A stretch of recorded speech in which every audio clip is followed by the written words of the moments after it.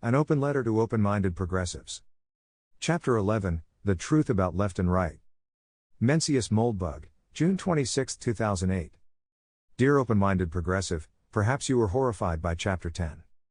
I did propose the liquidation of democracy, the Constitution and the rule of law, and the transfer of absolute power to a mysterious figure known only as the receiver, who in the process of converting Washington into a heavily armed, ultra-profitable corporation will abolish the press, smash the universities, sell the public schools, and transfer decivilized populations to secure relocation facilities where they will be assigned to mandatory apprenticeships. If this doesn't horrify you, I'm not sure what would. And do I even mean it seriously? Or am I just ripping off Daniel Defoe? Dear open-minded progressive, perhaps you have come to realize that your narrator is not always a reliable one. He has played tricks on you in the past. He will probably do it again. The game is deep, and not for the unwatchful. The first thing to remember is that by even reading these horrible, horrible things, you have demonstrated exactly how open your mind is. You are in the 99.99th percentile of open-minded progressives. You are certainly one of the most open-minded people in the world. Your only conceivable worry is that your mind is so open that your brain has fallen out. Obviously, this is a real danger. But life is dangerous. The second thing to remember is that no one else endorses this plan. Or even anything close. In the political world of 2008, restorationism is completely off the map. It is off the table. It is outside the room. It is outside the building. It is running stark naked and crazy through the woods. In a word, it is pure moldbuggery. And because at present we do live in a democracy, this means it is not dangerous. At least not at present. It could become dangerous, of course, perhaps if it was as popular as stuff white people like. Which it ain't, and which it won't be. But what better reason to keep an eye on it? The third thing to remember is that the whole plan of restoration through national bankruptcy is predicated on the assumption that the bankruptcy administrator, the nefarious receiver, is responsible, effective, and not least sane. Clearly, if he or she turns out to be Hitler or Stalin, we have just recreated Nazism or Stalinism. Even if you agree with me that Washington is the malignant tumor of the ages, morally, intellectually and financially bankrupt, dead in the water and drifting toward Niagara, you can't cure cancer with cyanide and LSD. And the fourth thing to remember, dear open-minded progressive, is that if perhaps you can be convinced that some things you used to think were good are actually evil, you can be convinced that some things you used to think were evil are actually good. After all, you do have an open mind. No sensible mind is very open on this side of the skull, though, and for good reason. If there is a crack, it is a narrow one. What hopes to fit it must fit a postcard. So let's swing straight at the ball. The problem of political alignment. Should you be leftist, a rightist, or a centrist? Perhaps we can answer the question from first principles.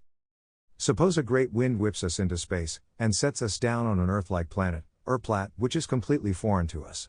We quickly discover that Earthplat has a democratic political system just like ours. Moreover, Earthplat's political thinkers are always squabbling, just like ours. And even better, an Earthplatian position in this long-standing conflict can be described usefully by a single linear dimension, just like our left and right.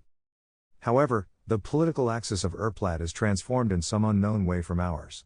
Its poles are not left and right, but M and Q. You have no way of knowing how M and Q might map to Earth terms. MQ could be left-right, or right-left, or some other weird thing. What you know is that M and Q are contradictory principles. Each is some fundamental understanding of human society which indisputably contradicts the other.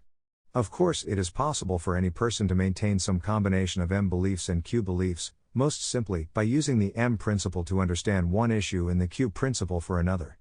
This creates the weird phenomenon of a continuous dimension between M and Q, when the question obviously has a fundamentally Boolean quality. Furthermore, M and Q can be easily misapplied. And either can be combined with any sort of venal or sadistic nastiness. Thus, evaluating the actions of individuals who claim to follow the M or Q principles is not a straightforward way to evaluate the choice between M and Q. We know there is a choice, because we know that at most one of M and Q can be good and true.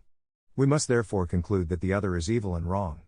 Of course, both could be evil and wrong. If we find that one is evil and wrong, we should do another checkup to ensure that the other is good and true. But if we find that one is good and true, the matter is settled, the other is the dark side of the force. Moreover, that choice matters, because on Earthplat, humans have special Jedi powers. Only we can wield the weapon of the Earthplatan Jedi, the Iron Mouse. And it takes both of us, you, dear open-minded progressive, and me the closed-minded reactionary. If we can agree, we can either end the conflict permanently in favor of M or Q, or any mixture of the two. Any dissent will be promptly silenced by the mouse. So what criteria can we use to decide between M and Q? The many followers of each great way, of course, are lobbying us with beluga and Porsches and blondes. Or at least the Platin equivalent of these fine goods. Nonetheless, we are stern, and will choose only the truth. A simple test, A, might be to take a vote. If more Platins prefer M, their planet will be governed for the indefinite future on the M principle. If they favor Q, likewise. But, frankly, this is shite. If Q is evil and the Platins vote for Q, we have just condemned them and their children to a world of infinite suffering. Past Qist movements have perhaps been tempered by a modicum of M, mere personal decency, or mitigating venality. But if we enforce Q with the iron mouse, there will be no escape. If Q is wrong, wrong shall result. You may not have a problem with this, but I do, and it takes both of us to move the mouse. And is there any way in which we can guarantee that the head count of Platin supporters corresponds to the absolute truth or falsity of M or Q? Answer: no. Many, perhaps even most, of the Platins are dumb as rocks. Therefore, this test is not useful. A simple way to fix the test, B, is to restrict the vote to Platins who are at least as smart as whichever of the two of us is dumber. That way we cannot possibly agree to describe any voter as dumb as a rock. The description is inherently insulting to one of us. So we are only considering the view of smart Platins. Even better, if we see a difference between smart Platins and dumb Platins, we can penalize whichever principle, M or Q, is popular with the dumb ones. If we see that Q is generally believed by the smarter Platins and M is more popular with the dumb ones, we pretty much have the answer. Right? Okay. Let's assume Q is the smart position and M is the dumb position. We know one fact about Plat. Does this tell us that Q is good and true, and M is wrong and evil? At the very least, this proposition depends on the intelligence of Platins. If a dumb Platin has an IQ of 80, in Earth terms, and a smart one has an IQ of 120, we can pretty easily see that on any question on which they might disagree, the latter is more likely to be right. Or can we? How do we know this? And is our result the same if the IQs are, say, 120 and 160 respectively? What about 160 and 250? Surely it is neurologically possible for an Erplatian to have an arbitrarily high intelligence, at least as measured by any human scale. And if the proposition is true for stupid equals 160 and smart equals 250, it means that an Erplatin with an IQ of 160 can be fooled by whichever of M or Q is evil and wrong. If so, one with an IQ of 120 can surely be fooled. Since one can never be so stupid that one can't discover the truth by throwing darts, it is therefore possible for the Erplatins of IQ 80 to be right and those of IQ 120 to be wrong, which violates the proposition. So we cannot learn that M or Q is right or wrong, just because the smart Erplatins follow Q and the stupid ones cling to M. However, this fact does tell us something: Q is more competitive than M. Think of Q and M as two populations of parasites, competing for a one population of hosts. Ignoring the fact that Erplatins can harbor a mixture of Q and M perspectives on different subjects, or simply not care, simplify the problem by imagining that each Erplatin has a Boolean flag, Q or M. Although neither Q nor M may have any central organizing body responsible for the propagation of Q-ism or M-ness, if there was such an intellectual central planner, it would choose the smart hosts over the less smart ones. If you're a sexually transmitted virus, you want to be in a promiscuous gay host, preferably an airline steward. If you're an intellectually transmitted principal, you want to be in a smart and loquacious host, preferably a university professor. We expect to see some corollaries of this QM asymmetry, and we do. If smart people are more likely to host Q, we'd expect Q to be more fashionable than M. If you want to get ahead in life, acting smart is always a good start, whether you're smart or not. If smart people tend to host Q, hosting Q is a great way to look smart. Q becomes a kind of social lubricant. Anywhere, anytime, the best way to meet and mate with other young, fashionable people is to broadcast one's Q-ness as loudly and proudly as possible. Also, if Q is more competitive than M, we'd expect to see Q progressing against M over time. Again, this is exactly what we see. The MQ conflict is at least 100 years old, and when we exhume the frozen thoughts of century-old Qists from dusty old libraries, their specific beliefs would put them deep in the M range, often at extreme M levels, if they lived today. But does any of this answer the question? It does not. At least one of Q or M is darkness. But we cannot tell which. If Q is the dark side and M is mere sanity, we see immediately what Q is, a transmissible mental disease, which spreads by infecting education workers. If Q is mere sanity and M is the dark side, this same system is in the business of overcoming superstition and leading the people of Urplat, despite the ancient prejudices to which they stubbornly cling, toward the truth. And this is certainly how Qiuas see the matter. And if they are both evil? But this is difficult to imagine. If both M and Q are dark, there must be some truth which contradicts them both. And it must be less successful than either M or Q. To a Qist, the situation makes perfect sense. The progress toward Q is the slow and painful victory of good over evil. Evil has many advantages, because it can avail itself of evil strategies, whereas the good restrict themselves to achieving good ends by good means. However, the truth has a great advantage: it rings clear, like a bell. No lie can fake it. There is just one small problem with this explanation.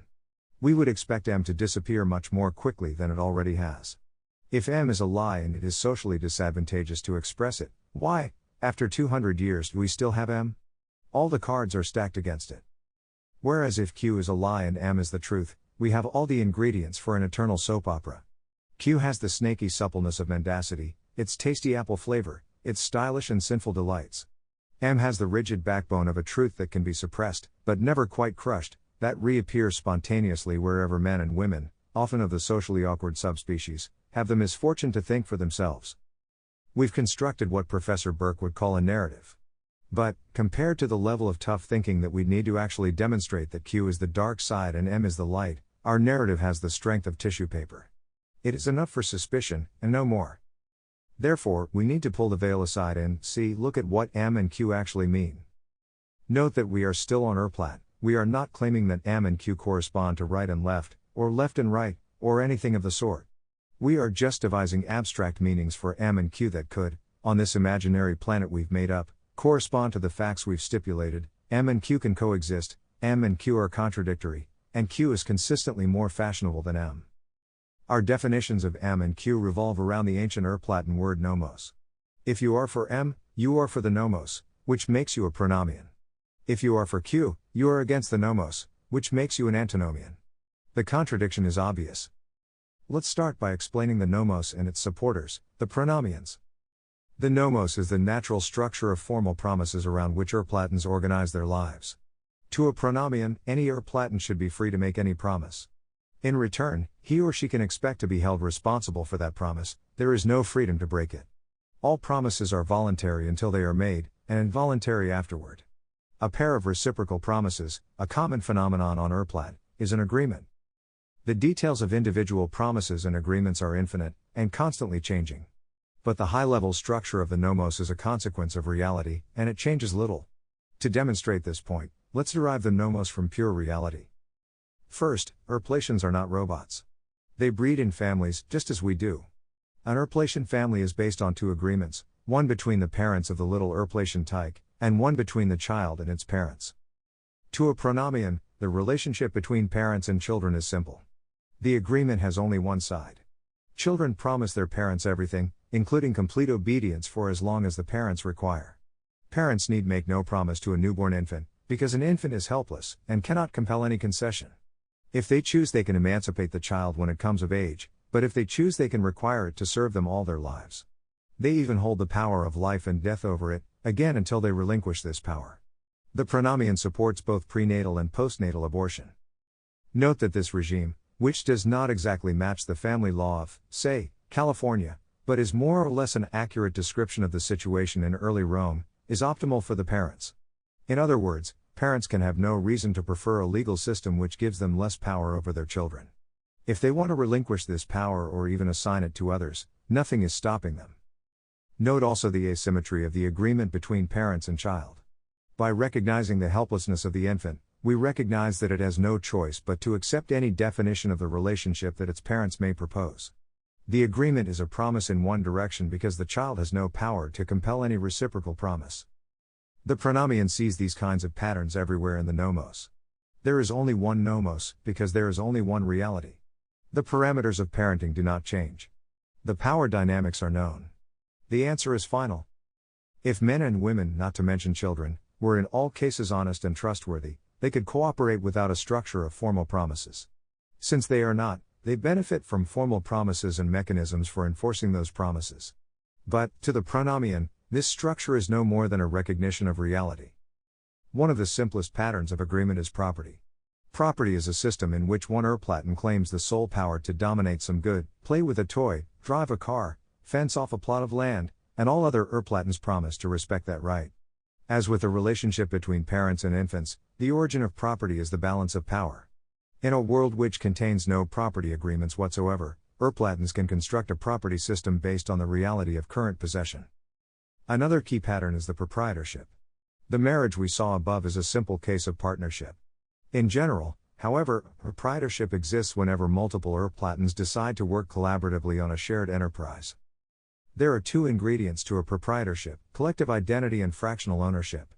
Collective identity allows the proprietorship to act as a unit, to make and collect promises of its own. Fractional ownership divides the enterprise into precisely defined shares, which in an anonymous proprietorship can be traded as property.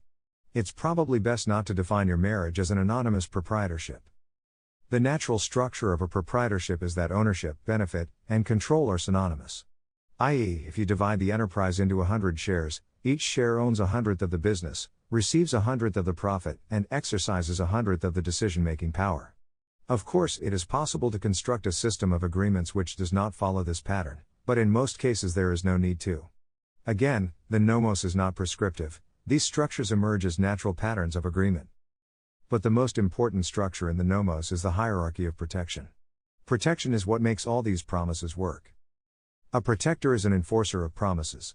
For some promises in some contexts, protection is not necessary. The cost of breaking any promise may exceed the gain to the promise breaker. For example, someone who has a reputation for breaking promises may have trouble forming new agreements. This is an unusual condition, however, and not to be relied on. In many contexts, for example, insider trading, a broken promise can be worth all an individual's reputation and more. By definition, above the top level of the hierarchy of protection there is no protector. That top level, therefore, consists of unprotected authorities, typically proprietorships, but sometimes persons. These unauthorities have no authority which can settle their disputes. They must resort to war, which in Erplaten is called the ultima ratio regum I.e., the last resort of unauthorities. Unauthorities do, however, make promises to each other. For example, an unauthority must possess an area of land to which it maintains exclusive control, an undomain, because its operations must be somewhere.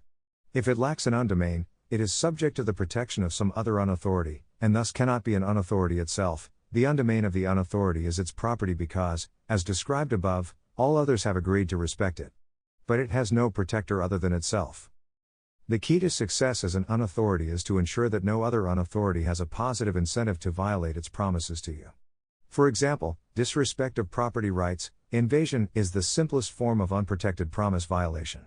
To prevent such assaults, an unauthority must maintain the military and political strength to make the assailant regret the decision to attack. Any less punishment is inadequate, any more is vindictive. An unauthority makes a crucial mistake when it relinquishes the responsibility of protecting itself to another, stronger unauthority. If unauthorities cooperate against a common threat, they should cooperate for a limited time and a specific reason, and their league should be a league of equals. For an earth example, Poland, Hungary, Czechoslovakia and Romania make a good defense league. Poland, Hungary, Czechoslovakia and England do not make a good defense league, because the best case of the relationship is that the first three have become protectorates of the last. I.e., they are already halfway to being its property. Every Erplaten living within an unauthority's undomain is its client. To be the client of an undomain is to promise it absolute and unconditional obedience. No unauthority has any use for internal enemies. Moreover, an unauthority cannot be compelled to respect any promise it may make to its clients. There is no force that can compel it. Clients must rely on the desire of the unauthority to maintain its reputation for fair dealing. Fortunately, an unauthority is a business by definition. Its undomain is capital, on which it naturally desires a maximum return.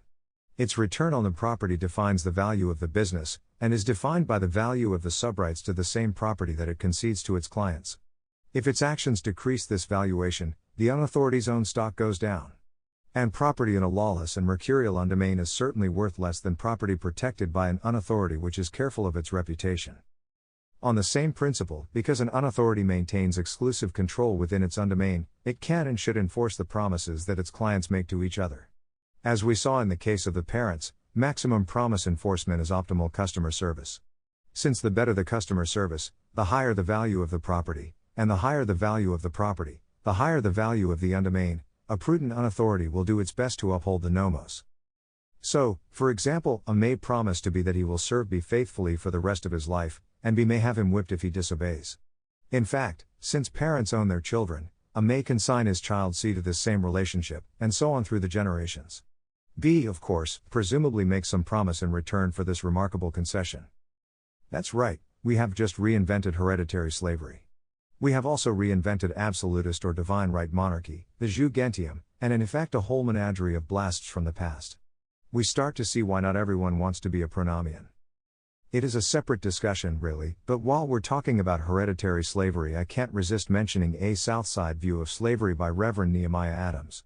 If your knowledge of the peculiar institution is derived entirely from Uncle Tom's Cabin, perhaps it's worth reminding you that Uncle Tom's Cabin was a propaganda novel. It's not quite like getting your views on Jews from Judd Suss, but. And if you prefer modern sources by respected academics, try this remarkably unpresented presentation, whose agreement with the Reverend Adams is quite impressive. Now, let's look at the antinomian side of the ledger. As you may know, antinomian is actually an English word. And nomos is Greek. Okay, I lied. But I warned you, it is usually applied in the archaic sense of religious law, but the derivation is sound, and the word is defensible in the present day. An antinomian is anyone who seeks, consciously or unconsciously, to disrupt or destroy the nomos. He is a breaker of oaths, a burner of deeds, a mocker of laws, at least, from the pronomian perspective. From his own perspective, he is a champion of freedom and justice. I admit it, I am a pronomian. I endorse the nomos without condition. Fortunately, I do not have to endorse hereditary slavery, because any restoration of the nomos begins with the present state of possession, and at present there are no hereditary slaves. However, if you want to sell yourself and your children into slavery, I don't believe it is my business to object. Try and strike a hard bargain, at least. A slightly weakened form of pronomianism, perhaps more palatable in this day and age, might include mandatory emancipation at 21. So my idea of the antinomian perspective will be a little jaundiced. But I'll try to be fair. Perhaps the most refined form of modern antinomianism is libertarianism. Libertarianism is a fine example of the antinomian form, because the elements of the nomos that it attacks are specified with the elegant design sense that one would expect from the founder of modern libertarianism, probably the 20th century's greatest political theorist, Murray Rothbard. Rothbardian libertarianism rejects two aspects of the nomos. First, it rejects the entire concept of the unauthority, in earth speak, the principle of sovereignty. Rothbardians are called anarcho-capitalists for a reason: they deny the legitimacy of the state, unless operated according to strict Rothbardian principles. Note that they do not require, say, Disney to operate Disneyland according to libertarian principles. This is because, to a Rothbardian, Disney's title to Disneyland is legitimate, whereas, say, Iceland's title to Iceland is not. Rothbard has an intricate system, borrowed originally from Locke, for determining whether or not a title is legitimate. To say that this system is unamenable to objective interpretation is to put it mildly. But the titles of existing unauthorities all appear to be illegitimate. This makes libertarianism a revolutionary ideology. Since its antinomianism is so restricted and its lust for blood is minimal, however, it is not an especially dangerous or effective one. Antinomians who reject sovereignty have two main alternatives. Either they support private, amorphous, and even territorially overlapping protection agencies, a design whose military plausibility is, to put it kindly, small, or they believe that government is legitimate if and only if it obeys a set of natural laws. Again, here we see the proximity to the pronomian. But the Rothbardian concept of natural law misses the Hobbesian fact that in the true nomos, there is no party that can enforce a state's promises to its clients. This matters, because legalism without sovereignty has a simple result: the personal rule of judges. The error is to imagine the existence of a superhuman legal authority which can bind a state against itself, enforcing a government of laws, not men. As the bizarre incrustations of precedent that history builds up around every written constitution demonstrate, this is simply a political perpetual motion device. All governments are governments of men. If final decisions are taken by a council of 9, these 9 are the 9 who rule. Whether you call them a court, a junta, or a politburo is irrelevant. Since I am a bit of a geek, though, the Rothbardian interpretation that interests me most is his approach to contract law. Note how Rothbard rejects the idea of binding promises, and is forced to construct impossibly elaborate structures of property rights. If I promise to paint your house, I have really sold you a title to a paint job, and if I do not then paint your house, I am guilty of theft for having stolen said paint job. I think. The Rothbardian design breaks down completely in a frequently mentioned exception, the case of insider trading. Here is a randomly Googled example of the kind of Jesuitic talmudry to which libertarians resort when confronted with this problem. To a pronomian, the answer is simple: if you are to be given material non-public information, you promise to go to jail if you disclose it. Note that this is exactly how it works now. Note also that to anyone who has ever had a real job, the idea of legal insider trading is transparently ridiculous. The tactical error of a libertarian, Rothbardian or otherwise, is to believe that the state can be made smaller and simpler by making it weaker. Historically, the converse is the case: attempts to weaken an unauthority either destroy it, resulting in chaos and death, or force it to compensate by enlarging, resulting in the familiar red giant state. The pronomian prefers a state that is small, simple, and very strong. It respects the rights of its clients not because it is forced to respect them, but because it has a financial incentive to respect them, and it obeys that financial incentive because it is managed responsibly and effectively. All things considered, however, libertarianism is a mild, innocuous form of antinomianism. Let's skip immediately to the writer who may be the most popular philosopher on earth today, Slavoj Žižek. Here we see antinomianism in an almost pure, indiscriminate form, as in this lovely passage. The Benjaminian divine violence should be thus conceived as divine in the precise sense of the old Latin motto vox populi, vox Dei, not in the perverse sense of we are doing it as mere instruments of the people's will, but as the heroic assumption of the solitude of sovereign decision. It is a decision to kill, to risk or lose one's own life, made in the absolute solitude, with no cover in the big other. If it is extra-moral, it is not immoral. It does not give the agent the license to just kill with some kind of angelic innocence. The motto of divine violence is fiat justitia, periat mundus, it is justice, the point of non-distinction between justice and vengeance, in which people, the anonymous part of no part, imposes its terror and makes other parts pay the price, the judgment day for the long history of oppression, exploitation, suffering. The anonymous part of no part. The big other. Listen to this scoundrel, this charlatan, this truly evil man. Or buy his book, with its lovely cover. You won't be the first. If I, dear open-minded progressive, ever become as popular on America's college campuses as Slavoj Žižek, you may feel free to expend as much concern over my secure relocation facilities as Professor Žižek's rusty old guillotine, which has lost not a drop of its eternal thirst. Did I mention that I'm not an antinomian? From Rothbard to Robespierre is a long leap, no doubt, but we can observe some commonalities. Antinomians believe that the present state of affairs is unsatisfactory. So, of course do I. The nomos is horribly corroded and encrusted with all sorts of gunk. However, the pronomian's goal is to discern the real structure of order under this heap of garbage, scrape it down to the bare skeleton, replace any missing bones, and let the healthy tissue of reality grow around it. To the pronomian, this structure is arbitrary. Weirdly shaped borders? Leave them as they are. High taxes. All that tax revenue is paid to someone, who probably thinks of it as his property. Who am I to say it isn't? There are some property structures, notably patent rights, which I, like most libertarians, find very unproductive. If so, the government needs to print money and buy them back. Fortunately, it has a large, high-speed intaglio press. The pronomian seeks to restore the nomos, whose outlines are clear under the mountain of Byzantine procedure, wholesale makework and vote buying, criminal miseducation, and other horrors of the liberal democratic state. The antinomian sees many of the same horrors. But he does not share the pronomian's goal, minimizing the reallocation of property and authority. Where the pronomian simply wants to replace the management, reorganize the staff, and discard the inscrutable volumes of precedent that have absconded with the name of law, the antinomian wants to destroy power structures that he conceives as illegitimate. And, of course, he wants to rebuild them according to his ideals. Unless he is a complete nihilist, which of course some are. But it is the destructive tendency that makes antinomianism so successful. The utopia is never constructed, or if it is not a utopia. Success is a precondition to utopia, and success involves achieving the power to destroy. The most common species of antinomian is, of course, the simple anarchist. The most bloodthirsty and intrusive states of the 20th century were based on a philosophy, Marxism, which saw itself as fundamentally opposed to government. People really did believe that the socialist paradise would be something other than a state. Near where I live, on one of the most fashionable shopping streets in the world, is an anarchist bookstore. On its sidewall is a mural.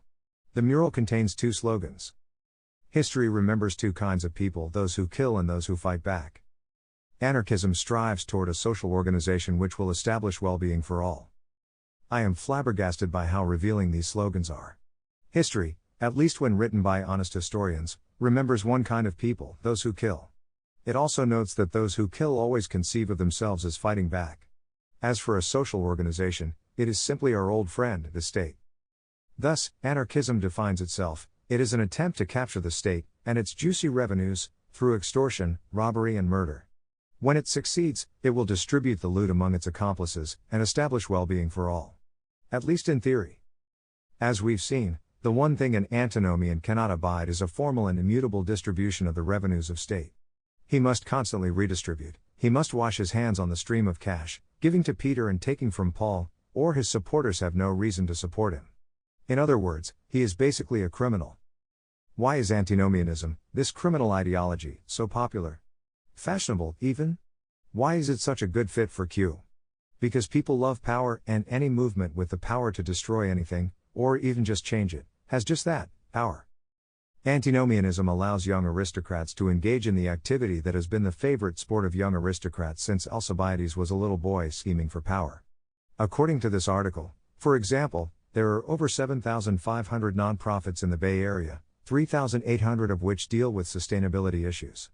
These appear to employ approximately half of our fair city's jeunesse dorée, occupying the best years of their lives and paying them squat. Meanwhile, container ships full of empty boxes thunder out the Golden Gate, along with approximately $2 trillion a year of little green pieces of paper. However, if you're 23 and all you care about is getting laid, interning at a nonprofit is definitely the way to go. Amidst all this appalling nonsense, productive people keep their heads down and manage to engage in a few remaining productive pursuits. The nomos endures. Nor, not even if the good one is elected, will the guillotine and the tumbrils reappear any time soon. But antinomianism leaves its scars nonetheless. Almost literally. The simplicity and flexibility of the nomos creates, or should create, an endless stream of diversity in the best sense of the word. It's almost impossible to imagine the variety of schools, for example, that would spring up if all parents could educate their children as they saw fit. Structures of voluntary agreement tend to rely heavily on mere personal decision, and the products and services they create tend to embody personal style. For example, one of the many reasons that Belle Epoque buildings tend to be so much more attractive than post-war buildings is, I think, that sign-off on the design was much more likely to be in the hands of an individual than a committee. Antinomianism, with its love for reaching into these structures of private agreement and breaking them to serve some nominally noble purpose, has the general effect of replacing individual decisions with committee decisions, personal responsibility with process, and personal taste with official aesthetics. The final stage is the worst form of bureaucracy, litigation, an invisible tyrant whose arms wrap tighter and tighter around us every year. This is sclerosis, scar tissue, Dilbert, Brezhnev, boredom and incompetence for everyone everywhere. Most observers interpret bureaucratic sclerosis as a sign of a government which is too powerful. In fact, it is a sign of a government which is too weak. If 17 officials need to provide sign-off for you to repaint the fence in your front yard, this is not because George W. Bush, El Maximo Jefe, was so concerned about the toxicity of red paint that he wants to make 17 times sure that no wandering fruit flies are spattered with the nefarious chemical. It is because a lot of people have succeeded in making work for themselves, and that work has been spread wide and well. They are thriving off tiny pinholes through which power leaks out of the state. A strong unauthority would plug the leaks, and retire the officials. Outside the communist bloc proper, of course, the ultimate in power leakage and resulting bureaucracy was India's infamous Permit Raj, which still to some extent exists. Needless to say, if the subcontinent was run on a profit basis, the Permit Raj would not be good business. In fact, quite amusingly and with no apparent sense of irony, our favorite newspaper recently printed an article in which the following lines appear. Vietnam's biggest selling point for many companies is its political stability. Like China, it has a nominally communist one-party system that crushes dissent, keeps the military under tight control and changes government policies and leaders slowly. Communism means more stability, Mr. Xu, the chief financial officer of Texong, said, voicing a common view among Asian executives who make investment decisions. At least a few American executives agree, although they never say so on the record. Democracies like those in Thailand and the Philippines have proved more vulnerable to military coups and instability. A military coup in Thailand in September 2006 was briefly followed by an attempt, never completed, to impose nationalistic legislation penalizing foreign companies. That sent the wrong signal that we would not welcome foreign investment. This has ruined the confidence of investors locally and internationally, the Finance Minister Sarapong Swabongli said in an interview in Bangkok. The ironies. Of course, perhaps it is not so ironic after all, as perhaps the main reason that the old China hands, the men, such as Owen Lattimore, who by manipulating procedural outcomes gave China to Mao, thought the communists were the shizzle is that they were obviously so strong. America could really do great things in Asia with the ruthlessly indoctrinated divisions of the PLA on its side, as opposed to Chiang Kai-shek, who looked like his main interests were opium and little boys. After 50 million deaths and the annihilation of traditional Chinese culture, what still remains is that strength. There is not much antinomianism in China, which has reduced its totalitarian pretensions to one simple and easily obeyed rule: do not challenge the party for power. The result, though profoundly flawed, is the most successful capitalist country in the world. All things considered, it is certainly one of the best to do business in, as the article describes. And there is another effect of antinomianism, this. That's how we do it out here, man. In my primitive search of the Pravda, I find no evidence that this happened. Therefore, I must conclude that it did not, and the video is faked. Because imagine the breach of the limes between barbarism and civilization that this would represent. If you could show this video to an American of 1908, he would simply conclude that civilization has collapsed. It has not. It lives. 580 is safe, mostly. I think. This sort of thing simply can't happen. But it can, and it can go on for quite a while without, probably, affecting my life, too much. Nonetheless, it is not getting better. It is getting worse. And nobody is proposing anything like anything that would fix it, except, of course, for me. And I'm crazy. So Q, of course, is left, and M is right. That is, pronomianism is the essential principle of the political right wing. We very rarely see this principle in anything like its undiluted form. But still, why dilute it? Why look around for partial fixes? Why not cure the problem in one step? Pure Toryism of this sort has a hidden advantage: it is a Schelling point. True, it is very difficult to persuade people to abandon all of the different strains of antinomianism that have nested in their brain, each of which assures them that a simple restoration of the nomos, with sovereign bankruptcy and a plenary receiver, is unthinkably fascist. However, the eternal problem in organizing any kind of reactionary movement is that if you can get two conservatives together in a room, you can generally persuade them to form three political parties. Dissidents by definition are people who think for themselves. They do not have the advantage of the Q virus, which pulls them all together around the good one. And like normal people, they tend to disagree. This is why the search for the essential principle, the nomos, the philosopher's stone of the right wing, matters.